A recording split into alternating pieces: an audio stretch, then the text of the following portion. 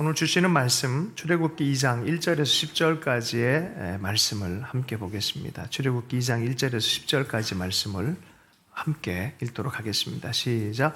레위 가족 중 한 사람이 가서 레위 여자에게 장가들어 그 여자가 음신하여 아들을 낳으니 그가 잘생긴 것을 보고 석 달 동안 그를 숨겼으나 더 숨길 수 없게 되매 그를 위하여 갈대 상자를 가져다가 역청과 나무진을 칠하고 아기를 거기 담아 나일강 그의 누이가 어떻게 되는지를 알려고 멀리 섰더니 바로의 딸이 목욕하러 나일강으로 내려오고 시녀들은 나일강가를 거닐 때에 그가 갈대 사이의 상자를 보고 시녀를 보내어 가져다가 열고 그 아기를 보니 아기가 우는지라. 그가 그를 불쌍히 여겨 이르되 이는 히브리 사람의 아기로다. 그의 누이가 바로의 딸에게 이르되 내가 가서 당신을 위하여 히브리 여인 중에서 유모를 불러다가 이 아기에게 젖을 먹이게 하리이까. 바로의 딸이 그에게 이르되 가라 하매 그 소녀가 가서 그 아기의 어머니를 불러오니 바로의 딸이 그에게 이르되 이 아기를 데려다가 나를 위하여 젖을 먹이라. 내가 그 싹을 주리라. 여인이 아기를 데려다가 젖을 먹이더니 그 아기가 자라매 바로의 딸에게로 데려가니 그가 그의 아들이 되니라. 그가 그의 이름을 모세라 하여 이르되 이는 내가 그를 물에서 건져내었음이니라 하였더라. 아멘. 하나님의 아이라는 제목으로 해서 말씀을 함께 나누겠습니다. 이집트 제국의 아이들로 자라는 것은 국고성을 짓는 일로 인생을 마무리하게 되어져 있습니다. 하나님의 아이들로 자라는 것은 이제 믿음의 여정을 통하여 하나님의 임재가 있는 성막을 짓는 일들. 그래서 같이 뭔가를 짓는 거지만 기쁨으로 자유함 안에 하나님의 임재를 누리며 사는 삶이 있는 반면에 억압과 폭력 속에서 고통 가운데 사는 그런 삶의 방향이 있습니다. 우리의 삶을 보면 어떻게 보면 피라미드의 조직체 안에서 요새 아이들은 더 많이 이렇게 살아가는 것 같아요. 큰 중력을 느끼면서 정말 어렵게 사는 것 같아요. 예전 우리가 학교 다닐 때만 해도 오후가 있었어요. 오후도 있고 특별 활동도 있고 나름대로 뭐 여러 가지 자기 시간도 있었는데 요새는 뭐 그렇게 살 수가 없어요.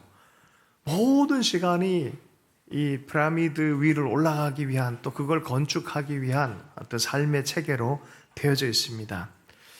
무거운 중력 같은 피라미드의 삶을 살아갈 거냐 아니면 하늘의 별 같은 자유한 삶의 방향을 살아갈 것이냐.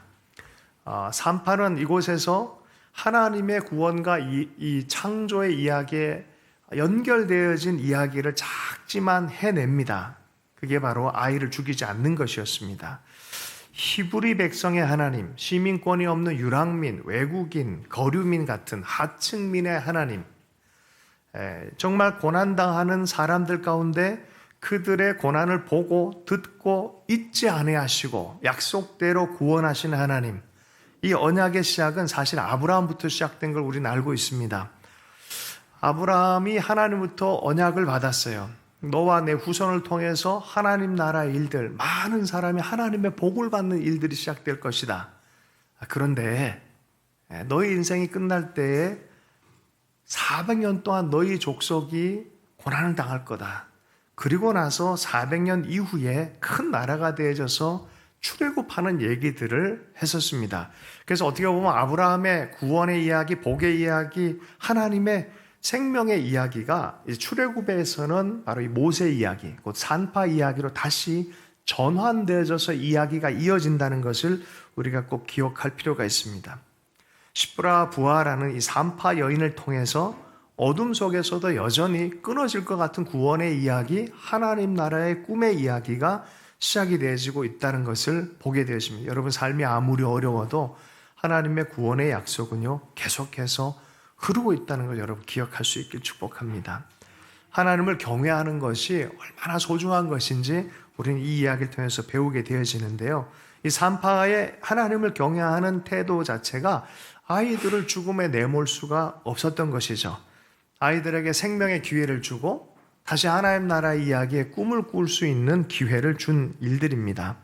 하나님을 향해서 우리의 다음 세대가 생명의 이야기를 하고 또 희망의 꿈을 만들어낼 수 있는 그런 기회들을 우리가 산파처럼 줬으면 좋겠습니다. 그런 의미에서 우리 교회와 우리의 삶이 그런 산파 같은 역할이 되었으면 좋겠습니다. 꿈과 이 생명과 더불어서 꿈을 꾸게 하는 것에 대해서 여러분 아이들에게 꿈의 기회를 많이 줬으면 좋겠어요. 절망이 내면화되면은 더 이상 아이들이 꿈을 꾸질 않아요. 기회의 문이 닫혔다 생각하면 더 이상 삶에 대해서 기대를 하질 않습니다. 그러니까 누군가를 바라보게 해주고 하나님을 바라봄과 동시에 꿈을 꿀 수 있는 기회, 좋은 믿음의 롤 모델들을 많이 보일 필요가 있습니다. 포르투갈의 축구 선수 루이스 피구라고 있어요. 이분이 정말 10대 때 좋아했던 롤 모델이 누구였냐면 차범근 감독님이었다는 거죠. 여러분 신앙이나 어떤 삶에서 난 이렇게 꿈꾸고 싶어 라고 할 때 뭔가 꿈꿀 수 있는 게 있어야 돼요. 꿈꾸는 기회를 자꾸 제공을 해야 됩니다.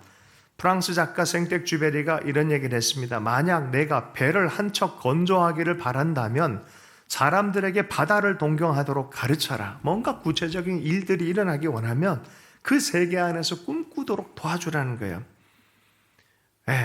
그래서 중세의 고딕식 성당을 보면은 아주 높은 데 있고 그 위에 창들이 많이 있잖아요. 하늘의 창들을 보게끔 스테인드 글라스를 통해서 하늘을 동경하게끔 했다는 거죠. 오스트리아의 건축물을 보면은 이 천정에 항상 이 그림들을 많이 그렸는데 궁전에요. 그건 대부분 하늘을 배경으로 실제로 하늘을 많이 그려놓은 그런 그림들이 많이 있습니다.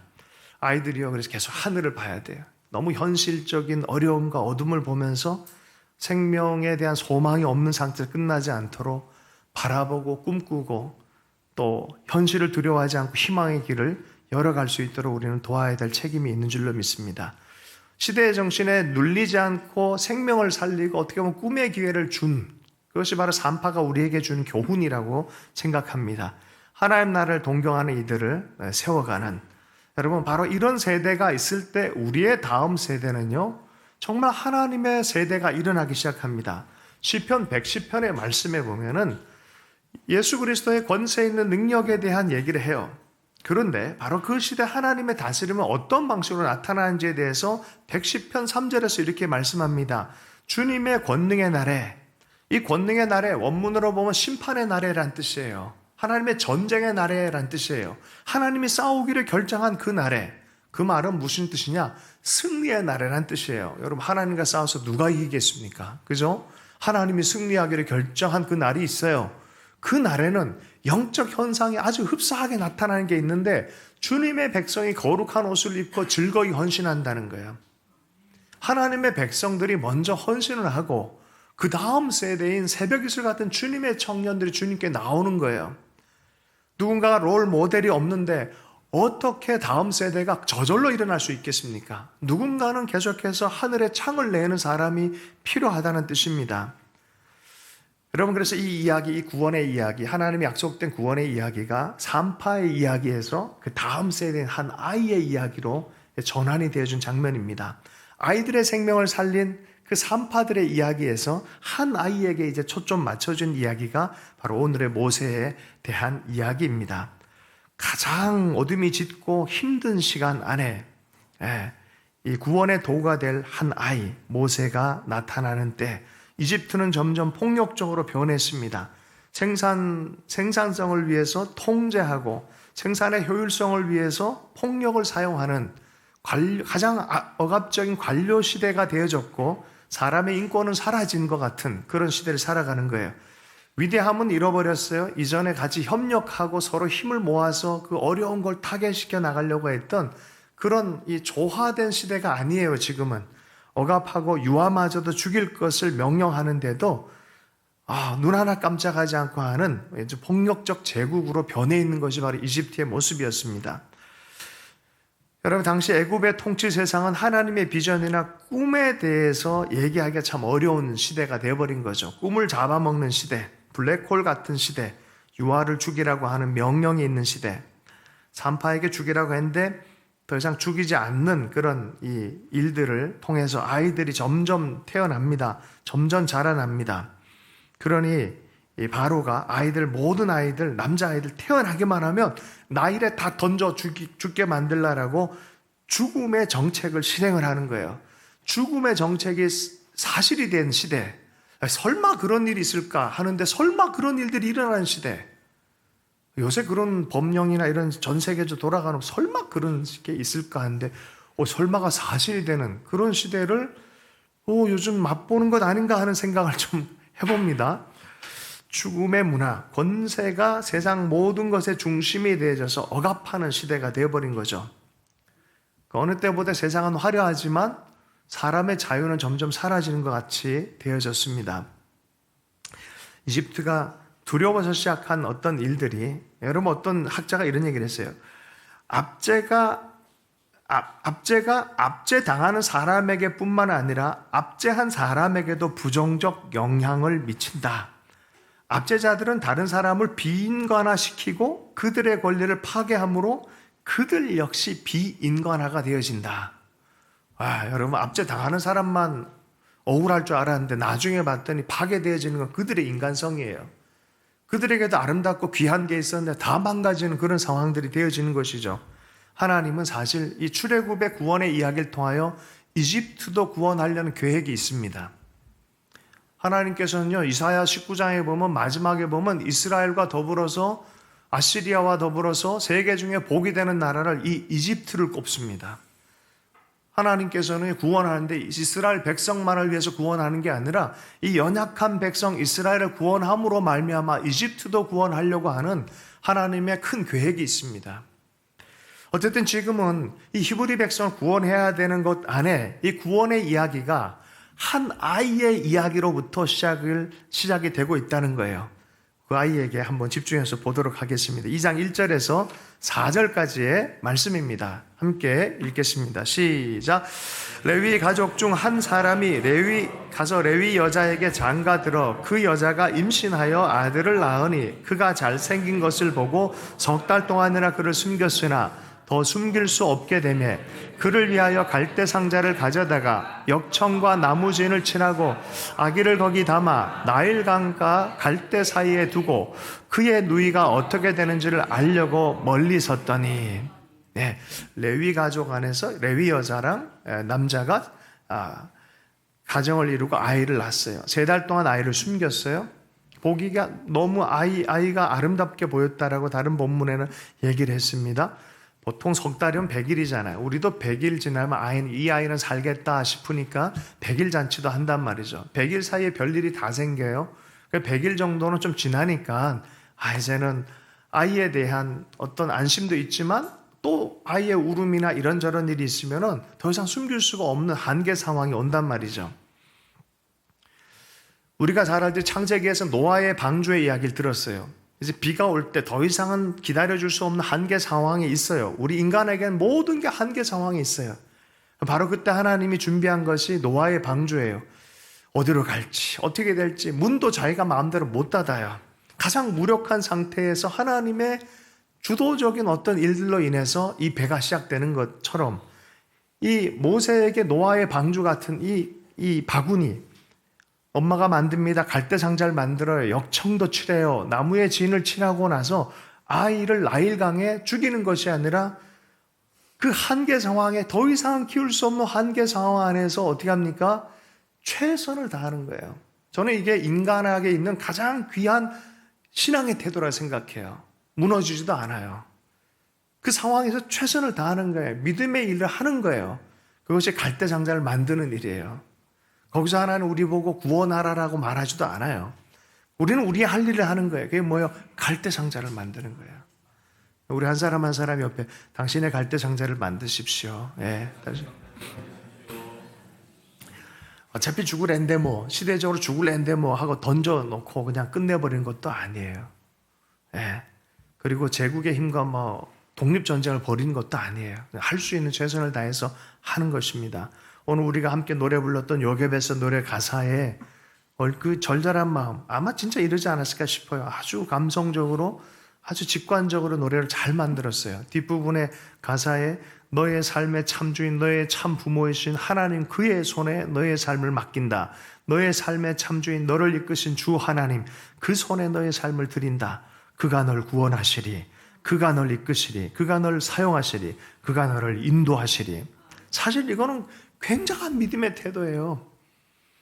믿음을 버리는 것이 아니에요. 이거는 포기하는 것도 아니에요. 최선을 다하는, 끝까지 소망하는 것입니다. 진짜 어떤 마음이었을까 궁금하지 않아요? 그런데 뒷부분에 보면은 일단 갈대 상자를 만들었다는 것 자체가 생명의 기회를 포기하지 않는 거예요. 자기가 할 수 있는 최선의 일을 하는 거예요. 그리고 누나가 따라가잖아요. 그죠? 네, 최선을 다하게. 여러분, 포기하는 건 절대 믿음이 될 수 없습니다. 하나님 안에서 그 믿음에 내가 할 수 있는 최선을 다하는 것, 거기까지예요. 오병이어의 사건도 마찬가지죠. 내가 할 수 있는 최선을 다해서 오병이어의 것을 하나님께 드리는 거죠. 이건 우리가 할 일입니다. 그러나 하나님께서 그걸 통해서 하나님의 구원의 이야기를 반드시 행하신 하나님이신 것을, 신실한 하나님 되심을 우리 성경을 통해서 우리는 배우는 것이죠. 바로는 물을 죽음의 도구로 사용했어요. 여러분, 창세기에도 보면은 하나님의 성령이 수면 위에 운행하시더라라고 말해요. 죽음의 물 위에 성령님이 역사하는 거예요. 믿음의 사람들의 반응에 성령께서 역사를 하셔서 하나님께서 구원의 자리에 당도하게 만드시는 거예요. 여러분, 이 갈대 상자가 우연하게 인도함 받은 것, 여기 성령이 등장하지 않지만 성령의 운행을 따라서 아주 기가 막히게 바로의 딸의 손에 이 바구니가 당도하게 되어지는 것이죠. 여러분, 여기서 아이러니가 발견돼요. 하나님의 아이러니, 구원의 아이러니. 십자가도 아이러니예요. 적에 의해서 죽었는데, 그죠? 그런데 적이 패퇴당하는 것이 나타나는 거죠. 여러분, 구원에는 이런 아이러니가 있어요. 죽임을 선언한 그 집안의 사람이 구원의 손길이 돼서 등장을 하는 거예요. 이게 너무 놀랍지 않습니까? 할렐루야. 우리 시대 안에서 이러한 안목이 있으면 좋겠어요. 바로의 딸에 의해서 구원이 시작이 되어주고 있다는 거예요. 하나님이 뒷부분에 보면은 보고 듣고 구원의 일에 관여하시고 구원하시는 과정처럼 이 바로의 딸이 보고 듣고 불쌍히 여기면서 모세를 건져내는 일이 있어요. 바로 이곳에서는 바로의 딸이 곧 하나님처럼 행동을 하게 되는 거예요.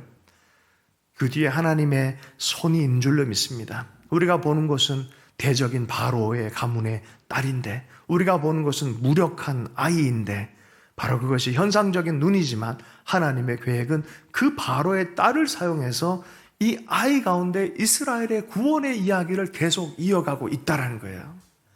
여러분, 그러므로 우리가 작은 일들 한 사람 한 사람의 삶을 얼마나 귀하게 여겨야 되는지 여러분 이해할 수 있길 축복합니다. 인간에서 가장 무력한 존재가 아이예요. 아이가 가장 무력해요. 그런데 이 아이의 어깨에 이스라엘의 운명이 달려 있어요. 이사야가 한 아이가 난 것에 대해서 예언을 했어요. 이사야서 9장 6절의 말씀에 보면 이는 한 아이가 우리에게 낳고 한 아들을 우리에게 주신 바 되었는데 그의 어깨는 정사를 메었고 그의 어깨에 모든 권세가 달려 있다는 거예요.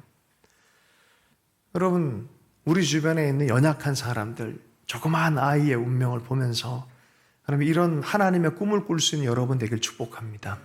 이게 우리에게 맡겨진 아이들을 향해서 꿈을 꿔야 되는 그런 꿈인 줄로 믿습니다. 5절 6절 말씀을 읽겠습니다. 출애굽기 2장 5절 6절의 말씀을 읽겠습니다. 시작. 바로의 딸이 목욕하러 나일강으로 내려오고 시녀들은 나일강가를 거닐 때에 그가 갈대 사이의 상자를 보고 시녀를 보내어 가져다가 열고 그 아기를 보니 아기가 우는지라. 그가 그를 불쌍히 여겨 이르되 이는 히브리 사람의 아기로라. 네, 보자마자 열었는데 갑자기 마음 안에 아이 소리를 듣고 보고 그 얼굴을 보면서 그 엄마의 심정만큼이나 불쌍히 여김을 가지고 분명한 것은 이 아이가 히브리 아기인 걸 안 거예요. 그러면 법령이 어떻게 돼요? 나일강에 죽여야 되는 거예요. 그런데 그러지 않았어요. 여러분, 교회 밖에도 하나님이 이용하는 하나님의 도구들이 있습니다. 교회 밖에도 동정심이 있고 교회 밖에도 정의가 있고 교회 밖에도 용기가 있어요. 하나님 그런 사람들 통해서도 얼마든지 또한 하나님의 이야기를 만들어 갈 수 있습니다. 그래서 교회가 세상을 향해서 너무 또 교만하면 안 돼요. 할렐루야. 교회 밖에도 하나님이 사용하는 손길이 있을 수 있어요. 자, 7절부터 9절까지의 말씀을 함께 읽겠습니다. 시작. 그의 누이가 바로의 딸에게 이르되 내가 가서 당신을 위하여 히브리 여인 중에 유모를 불러다가 이 아기에게 젖을 먹이게 하리이까. 바로의 딸이 그에게 이르되 가라 하매 그 소녀가 가서 그 아기의 어머니를 불러오니 바로의 딸이 그에게 이르되 이 아기를 데려다가 나를 위하여 젖을 먹이라. 내가 그 싹을 주리라. 여인이 아기를 데려다가 젖을 먹이더니 네. 히브리 여인 이 모세 누나가 그 모든 상황 안에 뛰어가서 마치 매치메이커처럼 관계를 연결합니다. 마치 엘리에셀이 이삭과 리브가 사이를 연결해 준 것처럼, 성령의 인도함을 받아서 연결해 준 것처럼 그런 역할을 합니다. 미리암이 같겠죠? 할렐루야. 미리암. 자, 예언자는 아니지만 미리암이 가서 미리 보고 미리 알고 그래서 연결해 시켜줍니다. 참 이상한 연결입니다. 진짜 아이러니한 연결입니다. 그 아이의 친모를 연결해 줍니다. 젖 먹이는 사람 유모로 연결을 시켜줍니다. 그리고 자기 아이에게 자기의 젖을 먹이고 있는데 싹을 줄이겠다는 거예요. 월급을 받고 아이를 먹이는 이상한 일이 벌어집니다. 모세의 어머니나 또 공주나 시녀들이나 실은 이 모든 여인들이 생명 하나를 살리고자 하는 마음에 똘똘 뭉치는 거예요. 이게 공주만 안다고 해서 되는 문제가 아니에요. 이게 시녀들도 입 다물고 있어야 돼요. 이거 다 하는 거예요. 생명 하나를 살리기 위해서 공모를 하는 거예요. 그러니까 그 생명에 대한 지혜, 여성들의 이야기에 이게 많습니다. 죽음의 이야기는 십자가 현장에는 다 도망갔습니다. 형제들이 끝까지 남아있었던 게 여인들입니다. 그리고 그 죽음을 통해 부활의 영광을 맨 처음 본 사람들도 여인입니다. 성경에서 보면요, 말세가 되면 형제를 자매들이 안으리라는 표현이 있어요. 맨 처음에 죄를 범하게 했던 게 여자잖아요. 그러나 회복될 때 맨 처음에 또 메신저 역할을 하는 것도 여인입니다. 할렐루야. 부흥의 때예요. 여인들은 일어날 줄로 믿습니다. 그들의 운명대로, 부르심대로, 그들의 역할대로 일어나서 하나님 나라의 결정적인 일들을 하게 될 줄로 믿습니다. 이 사무엘하 뒤편에 보면은 한 성에 세바가 반란을 일으켜가지고 주도 11족속을 꼬드겨가지고 반란을 일으켰어요. 다윗과 더불어서. 요압이 군대를 이끌고 와서 다 쓸어버리려고 합니다. 한 성에 피해가 있는 그곳에. 그러니까 이 성에 있는 사람은 어떻게 됐어요? 어떻게 하다 보니까 이 성 전체가 피바람이 불게 생긴 거예요. 그때 지혜 있는 여인이 한 명이 딱 등장을 해서 말로 평화의 전략을 얘기합니다. 그렇게 전쟁으로 다 죽게 만들지 마. 양쪽 다 피바람 분다. 성이 다 망가진다. 그러지 말고 세바 한 명만 핀셋처럼 그냥 끝내자. 이게 지혜로운 여인들의 작전이에요. 위기 시에는 이런 여인들의 이야기가 먼저 등장을 해요. 여러분, 성경 고대에는 남성 지배 체제인데 항상 문을 여는 건 여성들이었어요. 엄마들, 자매님들 힘내실 수 있길 축복합니다. 남성의 지배 체제 안에서 목숨을 걸고 생명을 살리는 일들을 그 여인들이 해냈습니다. 예전에 이런 말이 있어요. 교회에는 권사님이 지킨다. 진짜 그래요. 어려울 때마다 늘 무릎 꿇고 정말 눈물 흘리면서 교회 놓고 민족 위해서 늘 기도했던 그 기도의 보일러를 누가 돌렸느냐? 권사님들이 돌렸어요. 요새는 그런 권사님들 참 보석같이 여겨줘야 돼요. 왜냐하면 없기 때문에 그래요. 그런 분들이 정말 품어안고 생명을 살리고 하는 일들을 해요. 여러분 어떻게 생각할지 모르지만 진짜 영적인 건요, 하나님 앞에서 늘 기도하고 하나님 얼굴 구하는 만큼 생명의 생기에 바람이 불어오기 때문에 그렇습니다. 가정이 편안한 것도 마찬가지예요. 누군가는 그 일을 위해서 애쓰고 이 여인들처럼 지혜를 가지고 기도하고 헌신하기 때문에 일어나는 일입니다. 이 여인들의 지혜와 용기를 통해서 한 아이의 구원뿐만 아니라 이스라엘의 구원의 역사가 일어나기 시작합니다. 얼마나 집중해서 했을까요? 저는 그걸 생각하면서 묵상하면 할수록 정말 이 위기 시에 하나님의 손이 이들에게 임해 있구나라는 것들을 보게 되어집니다. 아기 모세는 이렇게 구원이 시작이 되어집니다. 이스라엘도 앞으로 이렇게 구원이 되어질 것입니다. 물에서 건진 바 되어질 것이고 하나님이 보호하시고 먹이시는 그런 일들을 경험하게 되어질 것입니다. 본문의 말씀의 2장 10절의 말씀을 한번 읽도록 하겠습니다. 2장 10절의 말씀입니다. 시작. 그 아이가 자라매 바로의 딸에게로 데려가니 그가 그의 아들이 되니라. 그가 그의 이름을 모세라 하여 이르되 이는 내가 그를 물에서 건져내었음이니라 하였더라. 예. 이집트의 잔인한 죽음의 정책과 반대로 갈대 상자로부터 안전하게 구출된 후에 날마다 공급받고 양육되어진 일들이 이렇게 생기게 됩니다. 이집트로부터 양육이 되어집니다. 젖될 무렵이 되기 전까지는 여러분 아이가 어느 정도 자라기 되기 전까지 누가 길렀다고요? 요게벳, 친모가 기른 거예요. 친모가. 오늘 이 부분에 있어서 우리가 좀 요게벳의 교육에 대해서 조금 생각해 볼 필요가 있어요. 실질적으로 입양을 보낸 애들이 한 10살까지 한국에 살았어도 입양 가서 몇십 년 지나면은 그 아이의 정체성은 참 이게 흐려집니다. 그런데 이 뒷부분에 보면은 우리가 모세가 정체성이 흐려지지 않았어요. 근데 이런 모습이 너무나 비슷하게 예수님께도 동일하게 있어요. 누가복음 2장에 보면은 12살쯤에 아이 예수 그리스도로 예수님을 데리고 엄마 이 요셉과 마리아가 성전에 데리고 갑니다. 그곳에서 3일 동안 애를 잃어버린 경험을 합니다. 애를 잃어버리니까 찾다가 겨우 찾았는데 알고 보니 성전에서 율법 학자들과 논쟁을 벌이고 있는 거예요. 그래서 왜 그랬니? 어떻게 너를 이렇게 찾도록 헤맸니라고 물었더니 이런 대답을 해요. 누가복음 2장 49절. 예수께서 이르시되 어찌하여 나를 찾으시나이까? 내가 내 아버지 집에 있어야 될 줄 알지 못하셨나이까? 12살 아이의 대답입니다. 그러면 하나님을 아버지로 섬기는 정체성이 명확하게 있는 거예요. 하나님의 아들에 대한 정체성이 명확하게 있는 거예요. 자, 그럼 보이는 부모를 무시합니까? 아니요. 51절에 예수께서 함께 내려가서 나사렛에 이르러 순종하여 받드시니라. 엄마 아빠, 육신의 엄마 아빠도 순종하여 받드시니라. 그리고 바로 다음 구절에 어떻게 나왔습니까? 예수는 지혜와 키가 자라가며 하나님과 사람에게 더욱 사랑스러워 가니라. 아멘. 하나님의 정체성을 잃어버리지 않는 상태에서 또 나에게 허락된 삶의 현장에 최선을 다하는 어떤 모습을 보게 되어집니다.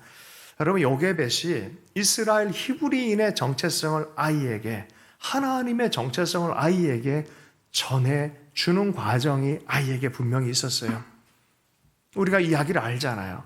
히브리인의 정체성이 모세에게 있었다는 것. 그 짧은 시간, 그게 10년이 될 수도 있겠고 어떻게 보면 젖될 때가 될 수도 있겠고 인식에 분명히 의식이 있었던 걸 봐서는 아이가 이해하는 수준까지는 아마 가지 않았을까. 그래서 아이가 자라감에 아이를 보냈다라고 말하는 것처럼 분명한 것은 아이가 어느 정도는 인식이 되어진 유치원 정도는 지나지 않았을까 싶습니다.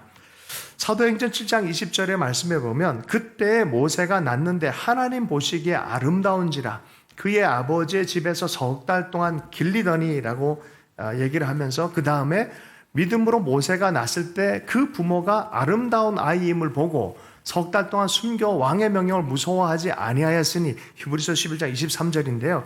이 요게벳 곧 이 요게벳의 엄마로서 신앙 교육의 첫 번째 특징이 있어요. 뭡니까? 그 부모가 아름다운 아이임을 보고 하나님 보시기에 아름다운지라라고 사도행전 7장 20절에서 말하고 있어요. 뭐예요? 가치관이 하나님의 눈으로 아이를 볼 줄 안다는 거예요. 육신적인 눈이 아니에요. 분명한 것은 하나님 보시기에 아름다운지라. 이것이 창세기 1장에도 있어요. 하나님 보시기에 아름답다, 아름답다. 창조와 생명의 원리의 눈으로 아이를 볼 줄 아는 거예요. 아이를 딱 보니까 얘가 영어를 잘하게 생겼다. 어릴 때부터 물리를 잘하게 생겼다. 이게 아니에요. 하나님 보시기에 너무나 아름답다라고 표현한 거죠. 그 아이를 보는데 아이의 미래가 하나님의 생명의 계획과 연장되어져 있다는 걸 보는 거예요. 이 아이를 통해서 하나님 행하신 일들에 대한 믿음이 생기는 거예요. 아멘. 아이를 태어났을 때 하나님께 기도하고 하나님께 감동받은 것, 성경 읽다가 아이와 이 아이의 삶에 대해서 하나님 주신 감동들 엄마들은 잘 기록해 놓을 필요가 있어요. 아빠도 잘 기록해놓고 기도하고 감동받은 것들 아이에게 얘기해 줄 필요가 있어요. 그리고 아이가 아팠을 때 어떻게 기도해서 하나님 어떻게 응답하셔서 아이를 회복시켜 주는지 이런 이야기들을 아이들에게 계속 얘기해 줄 필요가 있어요. 저는 요게벳이 자기 이 물에서 건짐받은 이야기를 모세한테 해줬을 거라고 확신합니다. 그러지 않았겠어요? 야, 너 사실 있잖아. 너는 100일 이후에 나일 강에 던져졌었어. 근데 사실 이렇게 돼서 네가 어느 정도 장성된 다음에는 이제 왕궁에 들어갈 거야. 이런 얘기. 들어가면은 네가 할 일이 있어. 하나님이 너를 그렇게 인도할 때 믿어야 돼. 그 믿음 안에서 자라나야 돼. 많은 걸 배워. 그리고 사명대로 살 줄 아는 그런 아이가 됐으면 좋겠어. 하나님 보시기에 좋은 그 얘기들을 계속해서 전달해 주는 것이죠. 자, 그렇죠? 생명만 살린 게 아니라 세속적 압력보다 하나님의 기준으로 양육하는 열심이 있었을 거라는 거예요. 왜냐하면 이제 곧 애를 보내야 되기 때문에 그 시간 자체에 대해서 아는 거예요. 그래서 귀하게 생각하며 이 아이를 가장 하나님의 기준 앞에 귀하게 자라게 하는, 아이, 쟤는 저렇게 자라는구나. 그러고 끝내면 안 돼요. 할렐루야. 예, 우리 조카애가 있는데 얘는 중3 때 계속해서 노란 머리하고 돌아다녔어요. 저기 일산에서 일진이었어요. 부모님들의 모든 이 걱정과 근심을 첫 애는 애정을 받고 자라고 얘는 걱정과 근심의 애정을 받고 자랐어요. 관심의 애정을 받고 자란 애인데 자꾸 이상하게 사는 거예요. 걱정 많이 했어요. 진짜 걱정 많이 했어요. 그런데 어떻게 해서 아버지, 엄마가 어머니 학교, 아버지 학교로 가게 되어지고 집 앞에 있는 교회를 부활절날 우연히 들렸는데 설교하는 목사님이 저 이야기를 예화를 듣는 바람에 알아먹은 거예요. 이 동생 목사 얘기를 하는 걸 알아먹고 거기서 엉엉 울면 터져버린 거예요. 교회를 몇십 년 만에 어릴 때 말고 처음으로 나갔는데 그런 일이 벌어진 거예요. 그러니까 집에 들어가가지고 매형을 안고 엉엉 울어버린 거예요. 우리 매형 예수 안 믿었어요. 그냥 아주 강력한 불교, 유교, 이상한 거 다 있단 말이죠. 근데 그 진정성 때문에 녹아난 거예요. 그리고 처음으로 교회를 가서 간 곳이 아버지 학교였어요. 성경적으로 아버지 학교에 대해서 공부하다 보니까 아버지가 이런 거구나라는 걸 깨달은 거예요. 여러분, 놀라운 일이 벌어졌어요. 이 아버지가 그 짧은 시간 안에 하나님의 말씀이 들어가고 변화가 딱 나타나니까 애가 그때부터 공부를 하기 시작하더니 할렐루야. 일진이 아니라 거의 1등 가까이 돼버리는 거예요. 학교에서. 6월 10일 날 캐나다에서 결혼한다고 삼촌이 와서 주례해달라고. 할렐루야. 깨알 광고. 6월 10일 주간은 제가 아니라 다른 분이 와서 설교를 하게 되는 이야기를 하는 겁니다. 여러분, 놀랍지 않습니까? 하나님 참 놀랍지 않습니까? 하나님의 기준으로 살기 시작하고 삶으로 또 가르침으로 하기 시작하니까 아이의 운명이 달라지는 거예요. 여러분, 우리의 주변에 있는 지체들이 그러한 변화들이 있어 좋겠어요. 우리의 조카들, 우리의 아이들이 이러한 변화 안에 좋겠습니다. 아브라함 링컨이 어려움 당할 때마다 호주머니에서 꺼낸 게 엄마가 준 성경이에요. 낡은 성경이에요. 그거 가지고 성경을 읽고 어려운 전쟁 가운데도 기도하기 시작합니다. 어디서 배웠습니까? 그 유년의 시절에 배운 거 아니겠습니까? 여러분, 다니엘과 세 친구에서 다니엘이 어디서 그런 바벨론의 교육 환경과 바벨론의 권위 앞에서 무릎 꿇지 않고 하나님께만 무릎 꿇을 수 있는 게 어디서 생겼습니까? 요시아 시대에, 아비 세대 시대에 부흥을 경험하지 않았습니까? 말씀 읽는 걸 어디서 배웠습니까? 예레미야를 어디서 배웠습니까? 그게 어릴 때 배운 거예요. 요사이 아이들에게 유행하는 것이 있어요. 하추핑이라고 알아요? 여기 뽀로로는 아시죠? 뽀로로 다음이 핑크퐁이에요. 핑크퐁 다음이 뭔지 아세요? 하추핑이에요. 하추핑, 발레핑, 이러고, 핑, 이게 많이 나타나는데, 요거 다음에 신미호 카메라인가 그런 게 또 이제 생긴다는 거예요. 부모들이 이 핑 시리즈를 등골핑이라 그래요. 등골핑. 왜? 캐릭터를 만들어서 하나씩 파는데 기본 8만 원이에요. 그래서 이게 등골핑에서 이제는 파산핑으로 불려요. 웬만하면 애들 눈에 띄게 하지 말자. 이런 것이 부모들의 전략이라 합니다. 최대한 늦게 입문시켜라 라고 하는 거죠. 자, 그런데 그걸 만드는 사람들이 이런 얘기를 해요. 4세에서 7세 사이 그때 봤던 만화 영화가 평생 행복한 기억을 만들어준다. 그 아이들에게 적극적으로 세상을 살도록 만들어주고 우리는 이것을 만든다. 그런데 왜 돈을 아끼십니까?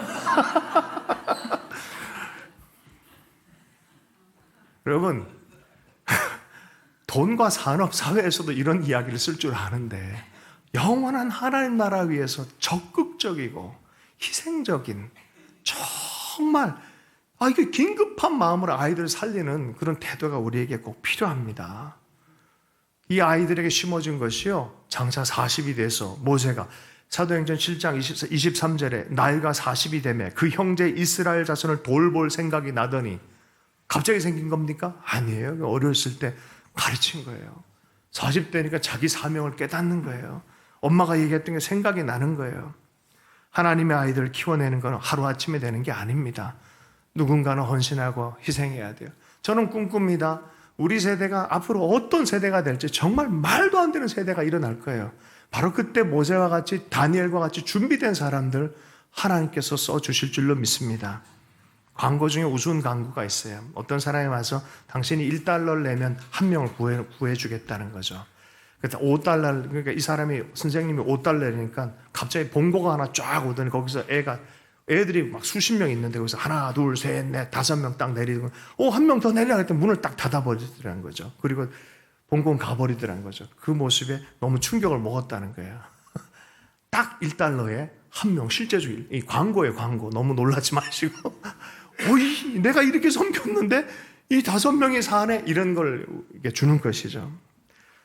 우리가 가지고 있는 작은 섬김, 내 옆에 있는 지체들, 우리의 다음 세대를 위해서 작은 어떻게 보면 아이스크림 하나를 사준 것들, 또 아이들 위해서 기도해 준 것들, 말씀을 갖고 나눠준 것들, 아무것도 아닌 것 같아도 이게 믿음의 유선으로 남고 구원의 이야기로 변화가 일어날 줄로 믿습니다. 우리가 생명을 살리는 하나님의 이야기에, 큰 이야기에 계속 동참하는 하나님의 공동체 됐으면 좋겠습니다. 주신 말씀 붙들고 함께 기도하도록 하겠습니다. 하나님의 아이들로 하나님 우리가 품고 또 살려내는 그런 공동체 되길 원합니다. 우리 교회는 특별히 교육에 관여하는 사람들이 꽤 많이 있는데요. 우리 다음 세대를 볼 때 그런 진정성 있는 마음으로 대할 수 있도록 함께 잠깐 기도하도록 하겠습니다. 기도합니다. 하나님, 하나님의 아이들 우리의 품에 허락해 주셔서 감사합니다.